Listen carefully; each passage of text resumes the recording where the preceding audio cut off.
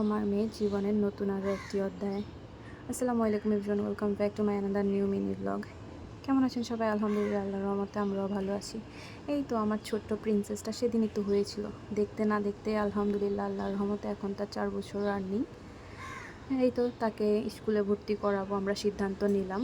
যাই হোক, তাকে ঘুম থেকে উঠিয়ে প্রথমে ফ্রেশ করালাম, ফ্রেশ করিয়ে আমরা নাস্তা করি, দেন আমার মেয়েকেও নাস্তা করিয়ে তার ড্রেস আপ সব কিছু রেডি করি, তাকে কি পরিয়ে নিব সব কিছু করার পর তাকে রেডি করাই।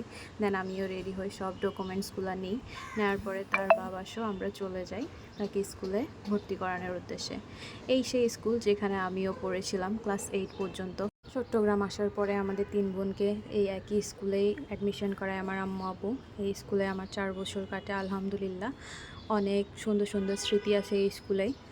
আর আমার আম্মু আব্বু তো এত পরিমাণে এক্সাইটেড যে নাতনিকে ভর্তি করাবে, আমাদের আগেই ওনারা গিয়ে হাজির। আব্বু একটু আঙ্কেলের সাথে কথা বলতে গিয়েছিল, কিন্তু আম্মু আমাদের জন্য নিচে ওয়েট করছিল। যাই হোক, আমরা যাওয়ার পরে উনি ওনার নাতনিকে নিয়ে ভিতরে ঢুকে আসলে কবে ভর্তি করাবো, কখন করাবো, রেডি হয়েছি কিনা, বের হয়েছি কিনা, কতই না এক্সাইটেড আমার আম্মু। আমাদের আগে ওনারাই গিয়ে ওয়েট করছিল। যাই হোক, এরপরে আমরা গিয়ে কথা বলি হ্যাপি টিচারের সাথে, দেন মাহফুজ আঙ্কেলের ওয়াইফের সাথে। এরপরে আমার মেয়েকে অ্যাডমিশন করাই, তার খাতা যা যা দেওয়া ছিল সব নিয়ে নিই, খাতা, ডায়েরি, পেজ।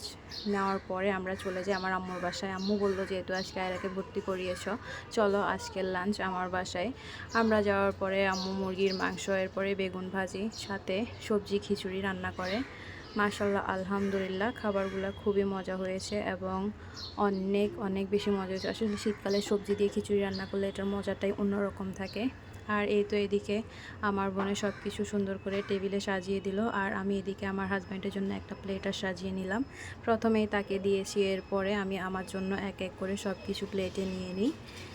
প্রথমে খিচুড়ি, এরপরে বেগুন ভাজা, সালাদ, লেবু, আর সাথে মুরগির মাংস তো আসেই। দেন সব কিছু নেওয়া শেষে আমি খাবার খাই। খাওয়ার পরে আরেকটা প্লেটে আয়রা যা যা খাবে তা দিয়ে আয়রাকেও খাওয়ারগুলো দিয়ে দিই, কিন্তু সে নিজের হাতে না খেয়ে দুষ্টামি করছিল, যার জন্য আমার খাওয়ার শেষে আমি আয়রাকে খাইয়ে দিই। এবং খাওয়ার পরে সে অনেক দুষ্টমি করছিল, সে নাকি আজকে নানুর বাসায় থাকবে। আর মাশাল্লাহ, সে তো অনেক হ্যাপি স্কুলে অ্যাডমিশন নিয়ে।